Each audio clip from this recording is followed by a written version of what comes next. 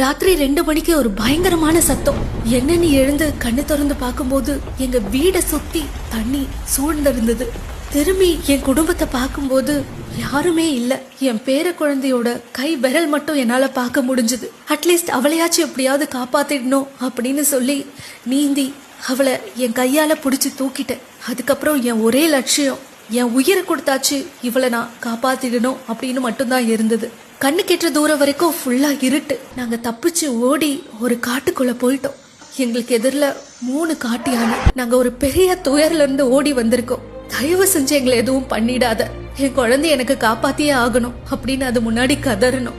ஓடுறதுக்கு சக்தி இல்லாம நாங்க அங்கேயே மயங்கிட்டோம். காலையில சூரிய வெளிச்சம் வரும்போதுதான் நாங்க கண்ணை திறந்து பாக்குறோம்.